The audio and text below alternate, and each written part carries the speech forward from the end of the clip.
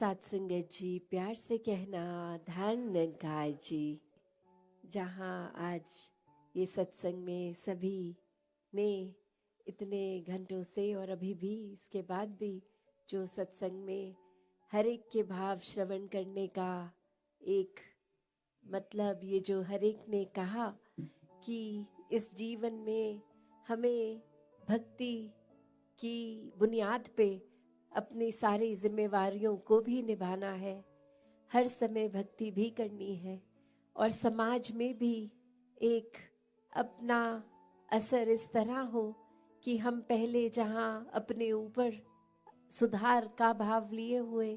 खुद को सुधारते चले जाएं, वहीं साथ में एक प्रभाव समाज पे भी इस तरह रहे भक्तों का शुरू से ही कि अपना भी कल्याण है, औरों का भी कल्याण है। कोई भी काम भक्त किसी भी समय एक सेल्फिश होके सिर्फ अपने लिए नहीं करते।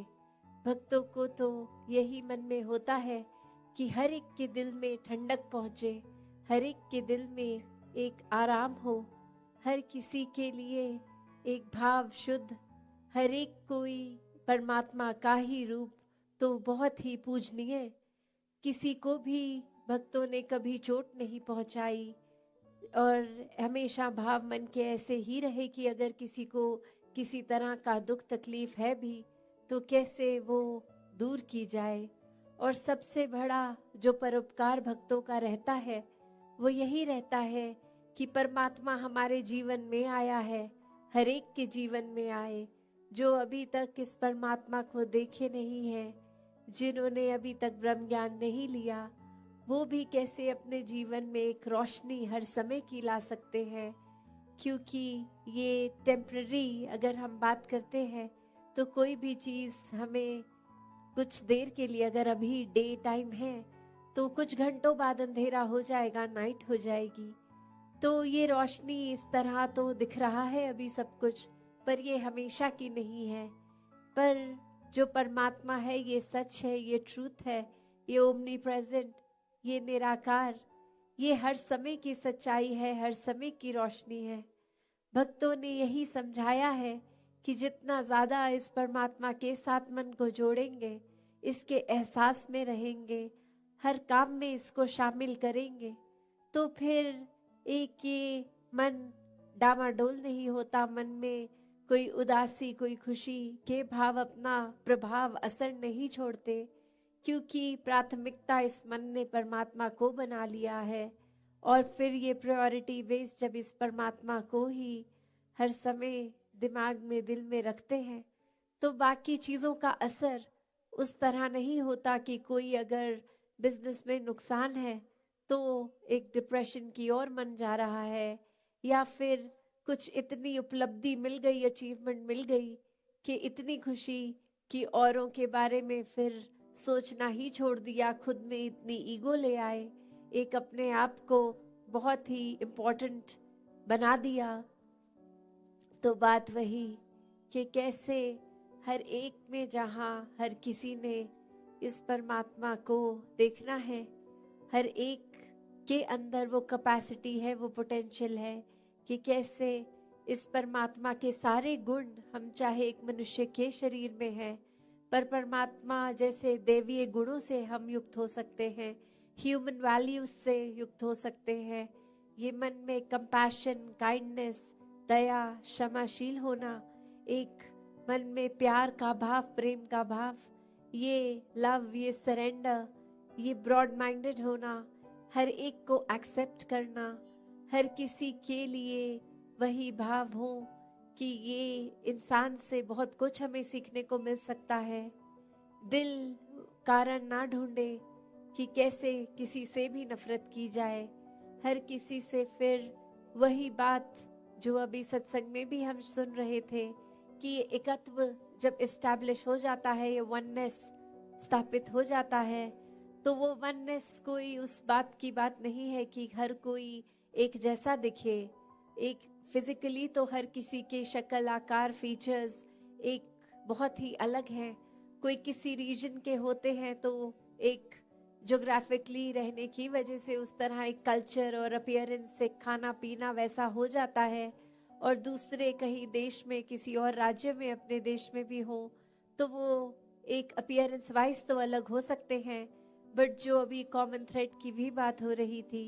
कि ये परमात्मा ही है जो जहाँ पूरे ब्रह्मांड में है, एक वो कनेक्शन हमारी इस परमात्मा से जब है तो संसार के हर इंसान से हर कोई अपना है, हर एक में परमात्मा का वास।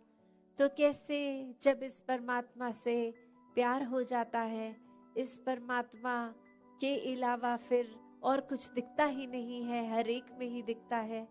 तो फिर ये भाव वही आ जाते हैं कि ये संसार बहुत ही सुंदर है, हर किसी में बहुत कुछ सीखने के लिए है, और किसी की फिर बात दिल पे चोट नहीं देती, क्योंकि फिर वही लगता है कि कोई वजह होगी, किसी का दिन अच्छा नहीं जा रहा होगा, शायद किसी की तबीयत नहीं ठीक कि इतनी इरिटेशन हो रही है, इतना तंग हो रहे हैं कि कुछ खराब हमें बोल रहे हैं। तो बात वही कि हर किसी के अंदर जब ये परमात्मा दिखता है तो एक अच्छाइयों को ही भक्त उठाते हैं, किसी की कमियों को इस तरह संसार के आगे नहीं उछालते।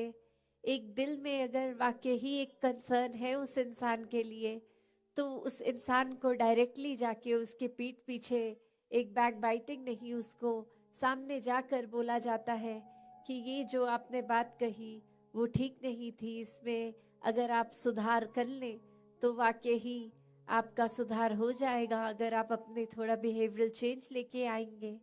और फिर संत यही समझाते हैं कि बिहेवियरल चेंजेस तो टेम्पररी फिर भी हो सकते हैं, कुछ देर की लर्निंग के लिए हो सकते हैं, फिर कभी और ये बिहेवियर वापस हो सकता है अग्रेसिव एंग्री। तो फिर कैसे हर समय के लिए एक मन को शांत रखना है, शीतल रखना है, मन में सहजता रखनी है, मन में सुकून का भाव रखना है, तो इस परमात्मा से ही जुड़ना होगा, क्योंकि इस परमात्मा को दिल में बसाएंगे तो मन में ये सारे इमोशंस ठीक तरह से काम आएंगे। जैसे एक आग का एग्जाम्पल होता है फायर का, तो उसका काम तो जलाना है, पर कैसे हम अगर वो आग के ऊपर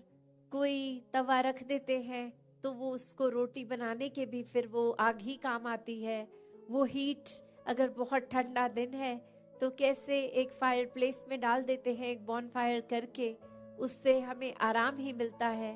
तो कैसे ये जहाँ एक गुस्से की, एक एंगर की भी बात है, उसको भी अगर चैनलाइज किया जाए ठीक तरह से तो सारे ही मन के इमोशंस ये बहुत ही उपयोगी भी हो जाते हैं। हमेशा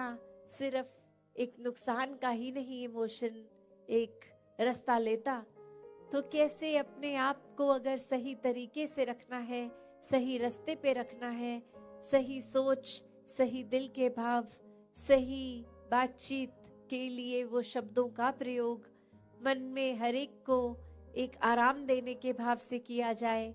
तो फिर एक सामने वाले का भी हम वो सुधार कर लेते हैं। शुरुआत चाहे अपने आप से ही करनी है, पर फिर भी अगर किसी की कोई एक बात ठीक नहीं तो उसको बहुत आराम से कन्वे करके एक वो अटेन जो करना है, जो अचीव करना है, वो चेंज भी सामने वाले में दिखेगा।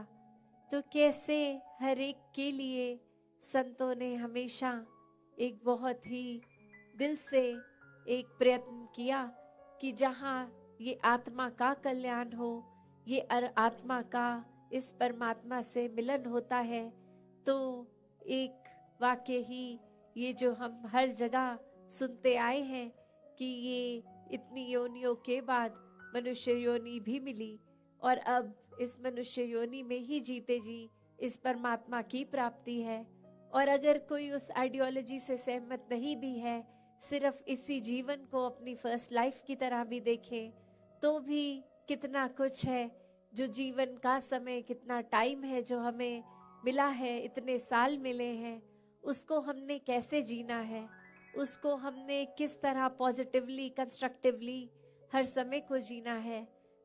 तो दातार ऐसे ही भावों से हर एक को युक्त करे, सात संगत जी, धन गाय जी,